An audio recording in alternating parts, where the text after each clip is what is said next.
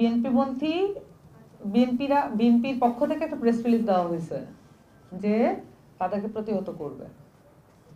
এখন এইটা যদি হয় পরিস্থিতি যে মানুষ মানে তারা চাইছেন হচ্ছে 20% বাড়ি ভাড়া আর 1500 টাকা মেডিকেল ফি, কার কাছে এটা বেশি মনে হচ্ছে? এখানে বসে আছেন যারা,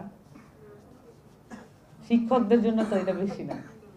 তো এইটার জন্য তারা প্রতিহত করবেন এই জিনিসটা, মানে এটা নাকি কেউ ব্যবহার করে ফেলবে। ব্যবহার করার তো দরকার নাই, আমরা তো চাচ্ছি যে এটা সমাধান হয়ে যাক। একই রকম কথা আপনাদের জন্য, আপনাদের যৌক্তিক দাবি, আপনারা মুক্তিযুদ্ধ শহীদ পরিবারও আছেন। তো এই পরিবারগুলো, এই পরিস্থিতি কি আমাদের 24-এর শহীদ পরিবারগুলোরও হইতে যাচ্ছে? আমরা কি এটাই দেখতে যাচ্ছি কিনা? বেশি আর বলার সুযোগ নাই। আমার কাছে মনে হয় যে আমাদের অ্যাডমিনিস্ট্রেশনটা খুব প্রবলেমেটিক। আমাদের যে রাষ্ট্র ব্যবস্থা, এইটা মানুষের সাথে, ওই যে আপা আছেন বসে, আপা যদি এখন সচিবালয়ে যান একজন সম্মানিত নাগরিক হিসেবে, উনি কি এন্ট্রি পাবেন? ঠিক আছে, উনি ওনার এনআইডি দেখাবেন, উনি সবকিছু দেখাবেন, উনি এন্ট্রি পাবেন কিনা? ওনার পোশাক দেখে কি ওনাকে জাজ করা হবে না? লুঙ্গি পরে একটা লোক ঢুকতে পারবে সচিবালয়ে?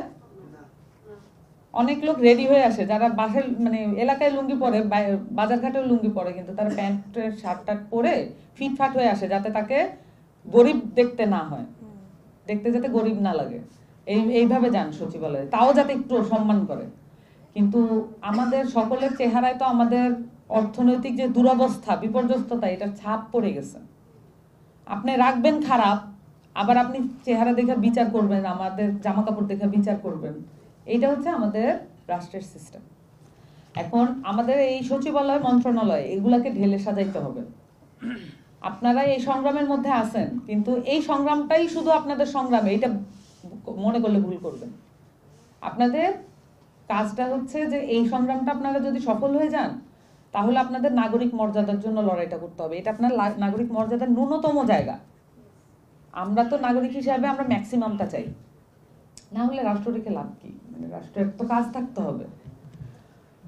তাহলে আমার কথাটা হচ্ছে যে আমাদের যে অ্যাডমিনিস্ট্রেশন এবং আমাদের যে রাষ্ট্র স্টেট যেটা আমরা তৈরি করছি, আমরা আমাদের বোঝাপড়ার মধ্য দিয়ে এই রাষ্ট্র তৈরি হয়, এইটা যাতে মানুষের জন্য কাজ করে, এটা যাতে মানুষের বিপক্ষে কাজ না করে। এবং গৃহায়ন মন্ত্রণালয় বা গণপূর্ত মন্ত্রণালয় বা অন্য যে কোনো মন্ত্রণালয়, অর্থ মন্ত্রণালয়ের সাথে অনেকগুলো সংযুক্ত থাকে। আমি দেখলাম যে বেশিরভাগ সমস্যা অর্থ এবং জনপ্রশাসন, এই দুইটা মন্ত্রণালয়ে গিয়ে আটকে যায়, এবং এদের সচিবরা খুব পাওয়ারফুল, আসলে মন্ত্রীর চেয়ে বেশি পাওয়ারফুল এরা সচিবরা।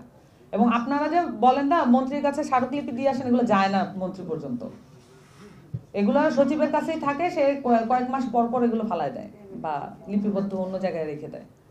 তো এইটা হচ্ছে খুব নিষ্ঠুর একটা সিস্টেম, মানুষকে অবজ্ঞা করা, অবহেলা করার সিস্টেম। সো এইটাকে পরিবর্তন করার লড়াইটা আপনাদেরকে করতে হবে। আপনারা আপনাদের জায়গা থেকে আপনারা যেই দাবিগুলো জানাচ্ছেন, আমি নিশ্চিতভাবেই যা পড়ে দেখলাম এবং যা আপনাদের কাছ থেকে শুনলাম, আগেও শুনেছি, আমার কাছে যৌক্তিক মনে হয়েছে। এই বিষয়গুলো নিয়ে এত কাঠখড় পোড়ানো, 65 দিন আন্দোলন করা, এটা আসলে কোনো মিনিং নেই।